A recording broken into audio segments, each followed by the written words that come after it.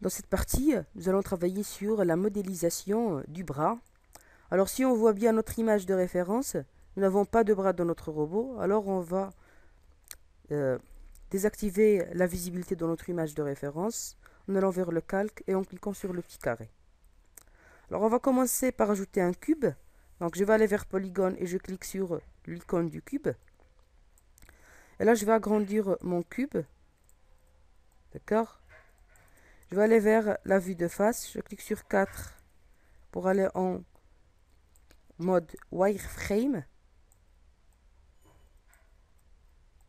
Et là je vais commencer à ajuster mon cube.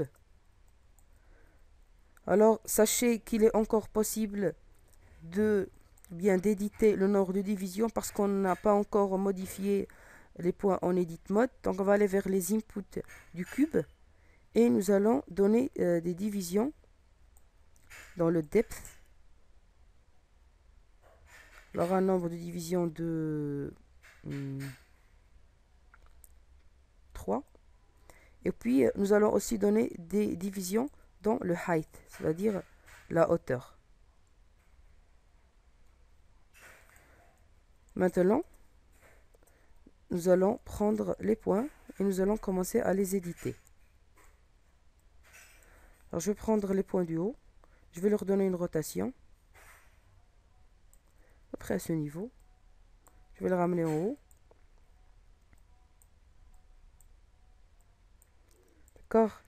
Là je vais commencer à ajuster.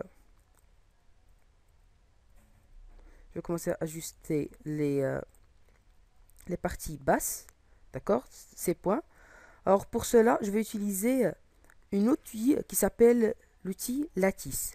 Alors je vais aller vers le menu Animation. Et avec mon objet sélectionné, je vais aller vers Créer Deformers et je vais choisir Lattice. Et ce que ça me crée, ce que ça me crée, c'est une sorte de cage. Et vous avez le nombre de divisions. Le T division, c'est la hauteur. Donc c'est égal à 5, on va donner une valeur de 2. Alors on va aller vers Lattice Points. Et maintenant, si on modifie ces points, vous allez voir qu'on est en train de modifier la forme de la main.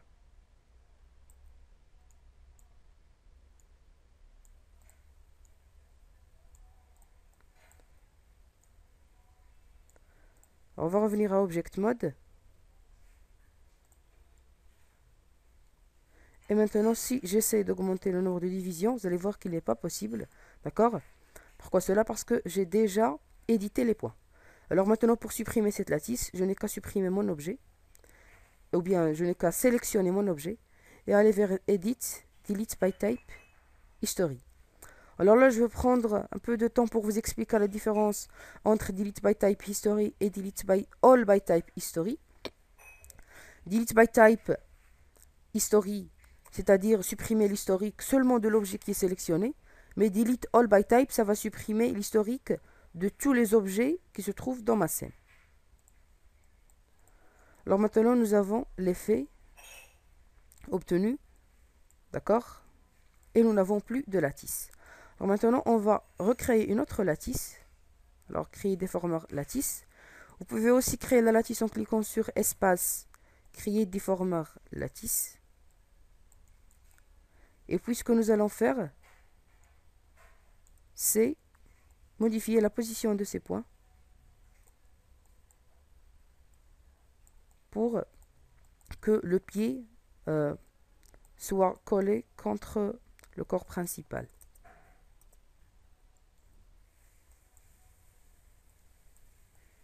Alors on va modifier les points, on va les bouger comme ceci.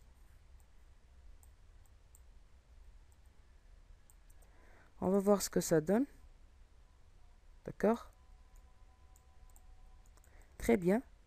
Maintenant ce que je vais faire, c'est aller vers Object Mode. Et puis je vais prendre mon objet et je vais aller vers Edit, Delete by Type, History. Et j'obtiens le résultat souhaité. Je clique sur 3. Vous allez voir que j'obtiens une main trop douce. Alors j'ai besoin d'insérer des edge loops. Mais avant cela, je vais voir si j'ai encore besoin de modification. Alors je pense qu'il va falloir ajuster ces points, les ramener à l'intérieur, ainsi que ceux qui se trouvent derrière. Comme ça, cette partie va rester à l'extérieur et ça va donner un bon effet. Alors je vais faire la même chose pour les parties intérieures. Cette fois, au lieu d'utiliser les points de les faire sortir, je vais faire ramener ces faces à l'intérieur. Maintenant, je vais tout rapprocher. Excellent. Ce que je vais faire à ce niveau, c'est prendre cet edge et le slider avec le Slide Edge Tool. Prendre celui-là, je vais prendre celui-là, je vais le ramener en bas. Je vais ajuster un peu ces edges. Maintenant, je vais prendre les points. Je clique sur le bouton C pour les bouger suivant l'edge.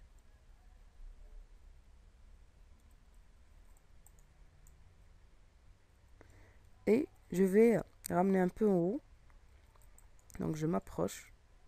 Je clique sur le C. Je le ramène un peu en haut.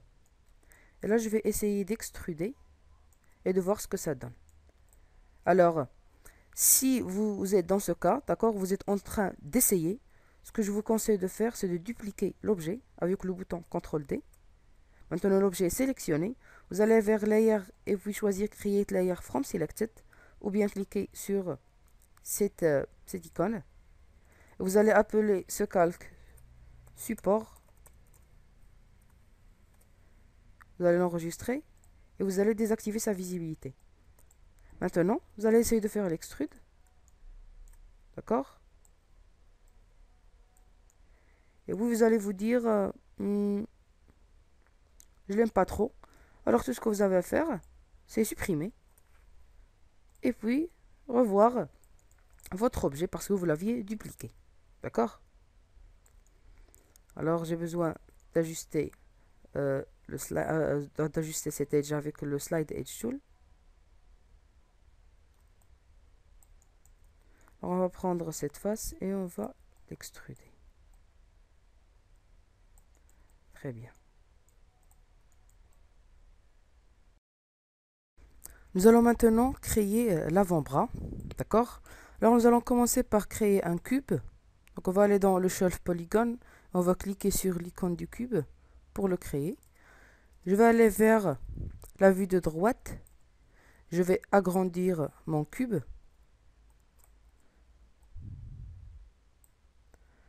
À peu près comme ça.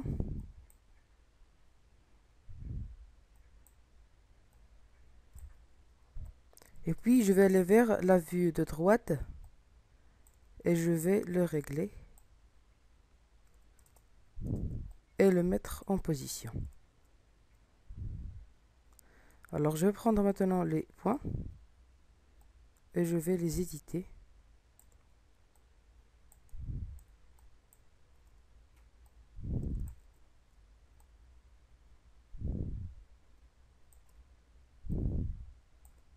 D'accord, on obtient un résultat comme ça.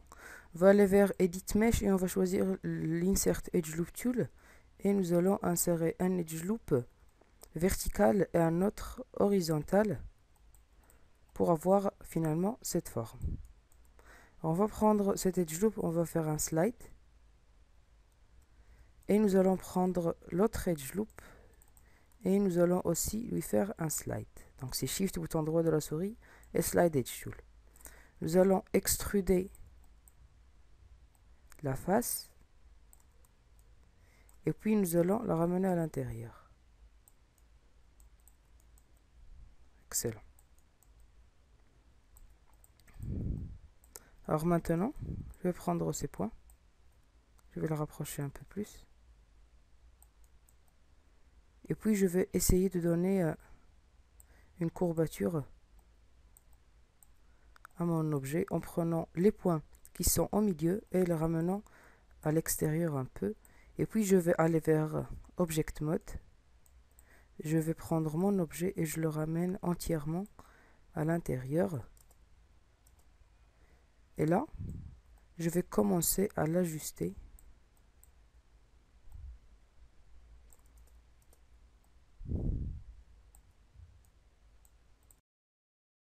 Maintenant, je veux créer une liaison entre les deux parties.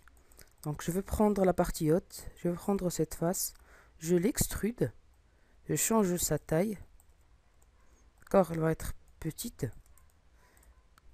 Je l'extrude encore une fois, je la ramène un peu en haut, d'accord? Et là je vais aller vers Mesh et je choisis Extract, d'accord? Ou bien, si vous voulez avoir cette face, mais la dupliquer seulement, vous allez aller vers Edit Mesh et vous allez choisir Duplicate Face, d'accord? Alors moi je vais choisir la deuxième option, c'est Duplicate Face. Alors maintenant, j'ai obtenu la première partie, d'accord? Alors je vais descendre en bas et je vais chercher l'emplacement où je vais extruder. Alors je vais prendre cet edge. Oups, je vais pas l'extruder, je vais le slider à droite. Et puis je vais faire un extrude de cette face.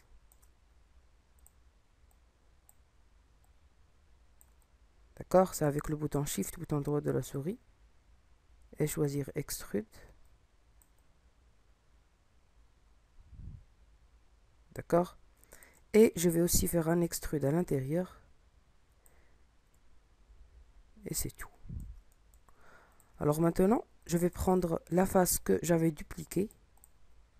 D'accord, alors elle est dure à sélectionner, donc je vais tout sélectionner et désélectionner la partie qui est la plus visible. Et j'obtiens ma face.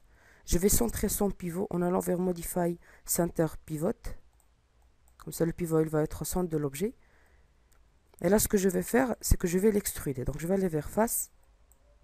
Je l'extrude en bas. Et puis, je vais aller vers le Channel Box en cliquant sur son icône. Et puis, je vais descendre vers le nombre de divisions. Donc, on est dans les inputs poly extrude face. Et puis, on va aller vers les divisions. Et on va leur donner une valeur de 10.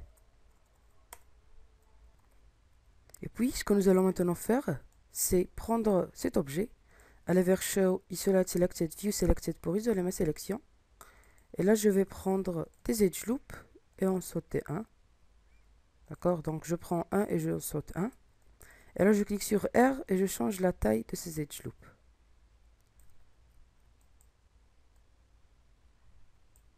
Et puis, je les agrandis sur l'axe Y.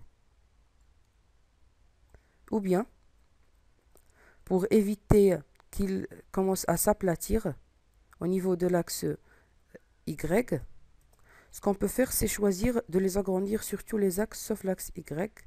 Donc, je clique sur CTRL et puis je clique sur le carré représentant l'axe Y. Et comme ça, ils vont commencer à changer de taille sur l'axe X et Z, mais pas sur l'axe Y. Alors, je clique sur 3 pour voir le résultat. Très bien. Peut-être il va falloir les agrandir encore, ou bien les rétrécir encore plus. Donc, je vais faire un Z pour revenir en arrière.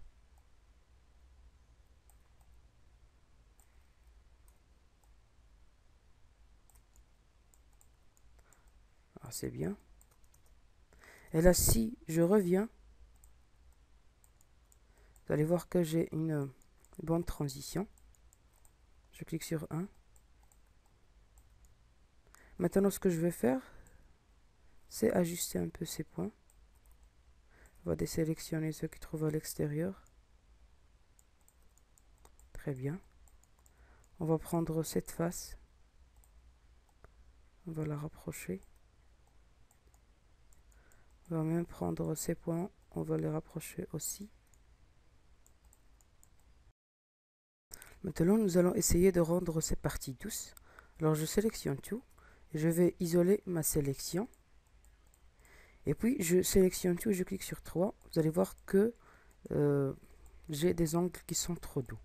Alors, ce que je vais commencer par faire, c'est utiliser l'outil Insert Edge Loop Tool pour insérer un edge loop en haut, un autre à gauche, un autre à droite et un dernier en bas. D'accord? On commence à voir un changement. Alors on va faire de même ici, un autre là, et à ce niveau, on va voir un autre edge loop ici. Et nous allons avoir un quatrième là. D'accord? Et comme ça, ce que ça va nous permettre de faire, c'est d'avoir des angles aigus à ce niveau. Cela dit, si je clique sur 3, on va voir si nous avons encore un problème. Oui, nous avons besoin d'insérer un edge loop ici. Et un autre là.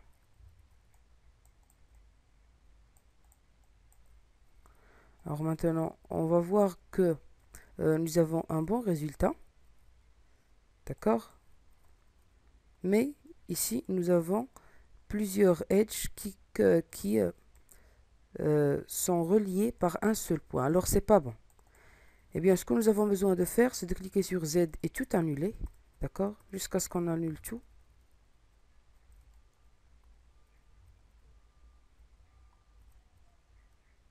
C'est bien. Et là, ce que nous avons besoin de faire, c'est de recréer la topologie. D'accord. Alors, parce que à ce niveau, si j'insère un edge loop ici, vous allez voir, si j'insère un edge loop ici, voilà où il va entrer. Alors non, on ne veut pas ça. On veut que cet edge loop remonte à gauche, à ce niveau. Alors, ce qu'on va faire, c'est très simple. C'est de supprimer cette partie. Supprimer cette partie aussi. Et supprimer cette partie. On va aller choisir notre outil Append to Polygon Tool. La voici. Et avant de faire l'extrude, on va insérer l'edge loop. D'accord. Alors, on a besoin de faire la même chose ici. Alors, je clique sur Z et je supprime cette partie. Je vais aussi en supprimer celle-là et cette partie. J'utilise l'outil Append to Polygon Tool. Et là, je vais utiliser l'outil Insert Edge Loop Tool pour insérer des edge loops vraiment à leur emplacement. Alors, nous avons besoin d'edge loop à ce niveau.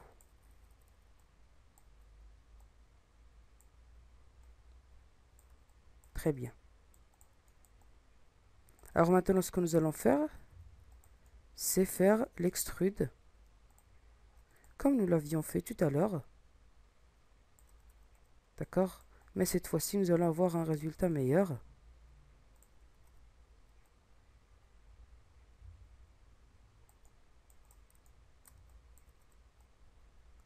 Alors voici notre extrude. Et là en haut, on a besoin de faire la même chose.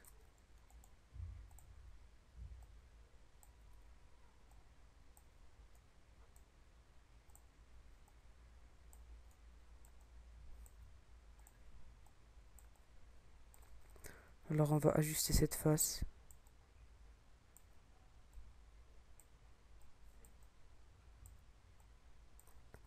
Et puis nous allons faire un extrude.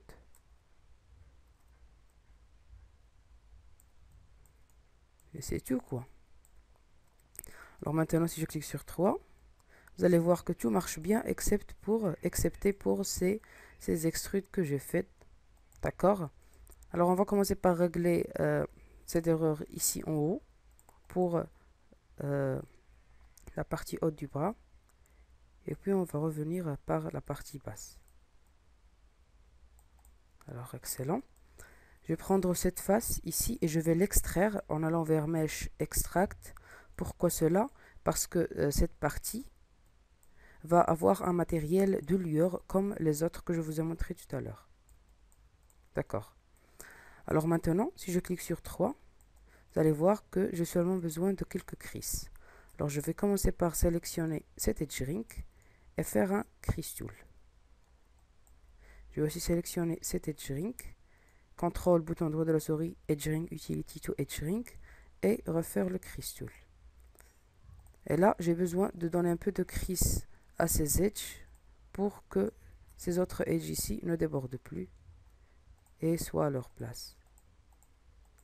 Alors, je vais sélectionner ces edges. Je clique sur G et, oups, je clique sur, je m'excuse, pas sur G, mais sur le crease tool. Excellent. Alors maintenant, nous avons le résultat souhaité. On va descendre dans cette partie et on va faire la même chose. D'accord? Alors, nous allons cliquer sur F pour nous concentrer sur cet objet. Et puis ce que nous allons maintenant faire, c'est commencer par insérer des edge loops. Alors je vais aller vers Edit Mesh et choisir l'outil Insert Edge Loop Tool. Je vais insérer un edge loop juste ici. D'accord? Et puis, je vais insérer un autre qui va être proche de la face intérieure. Et là, je pense que c'est tout pour la partie du haut. Alors, on va aller vers la partie du bas et nous allons faire la même chose. Alors, je vais commencer par insérer deux edge loops en allant vers le menu Edit Mesh, Insert Edge Loop Tool. Et je vais insérer un edge loop ici et un autre là. Je clique sur 3 pour voir ce que ça donne. Très bien. Pour cette partie, je vais prendre cette face et je vais l'extraire en allant vers Mesh Extract. Et puis ce que nous allons faire, c'est aller vers l'outil Insert Edge Loop Tool et nous allons insérer un edge loop juste ici. Ok. Maintenant, il ne me reste plus qu'à utiliser l'outil Crease. Alors je vais sélectionner le premier edge, CTRL, bouton droit de la souris et sélectionner l'edge ring pour lui donner du crease. Je fais la même chose pour le deuxième edge ring et la même chose pour le troisième edge ring. Et là, pour régler l'interpolation,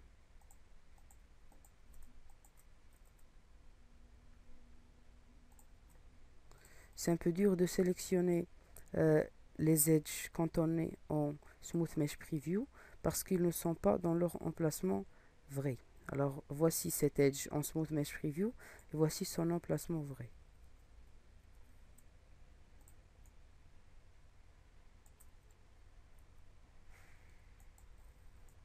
On va voir ce que le crease nous donne.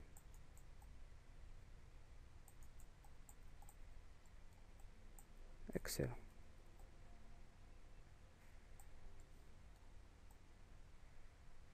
Alors on va l'appliquer sur ce côté aussi.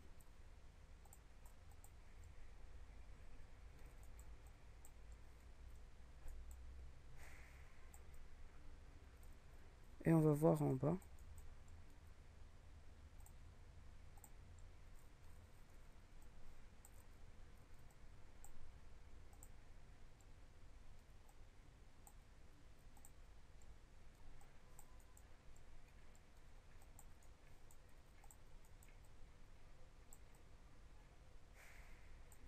Très bien. Alors maintenant, voici la partie haute. Voici la partie basse. Et voici la partie qui relie entre les deux. Alors je pense que nous avons besoin d'ajuster encore la taille de cette partie, de l'ouverture.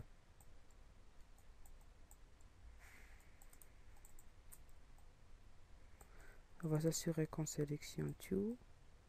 Alors tout ce que je fais, c'est que je clique sur une face et puis je double-clique sur l'autre pour avoir tous les loops. Mais là, vous allez voir que j'ai fait une erreur. Alors je recommence.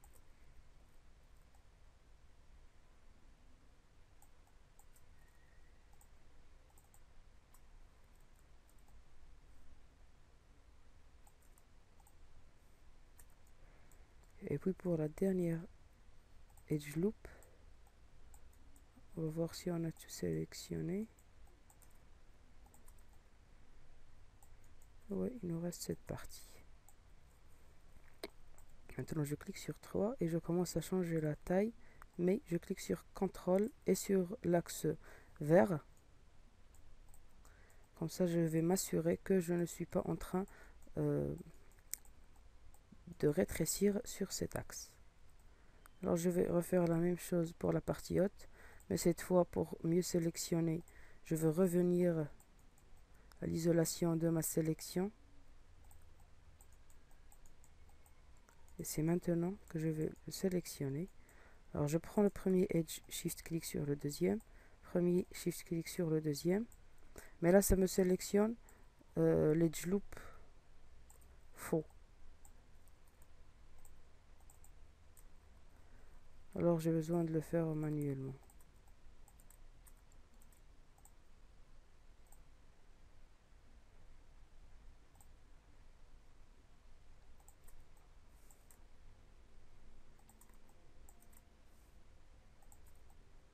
Maintenant, je vais revenir sur ma sélection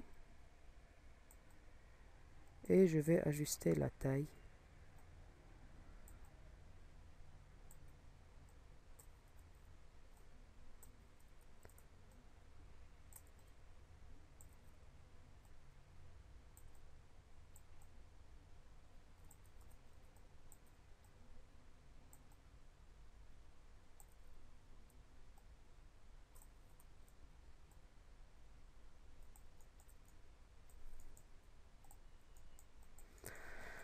Excellent. Alors maintenant, nous avons fini la modélisation du bras droit. Il ne nous reste maintenant plus qu'à, bien du bras gauche, il ne nous reste maintenant plus qu'à copier sur l'autre côté. Alors on va tout sélectionner. Et on va faire un CTRL D. On va faire CTRL G pour l'ajouter à un groupe. On va lui faire un Scale X -1. Et on va supprimer le groupe en allant vers Edit et en choisissant un groupe. Excellent. Alors maintenant, nous avons fini de modéliser les différentes parties de notre robot. Dans la leçon prochaine, nous allons finaliser la modélisation pour ensuite passer à l'éclairage et aux textures.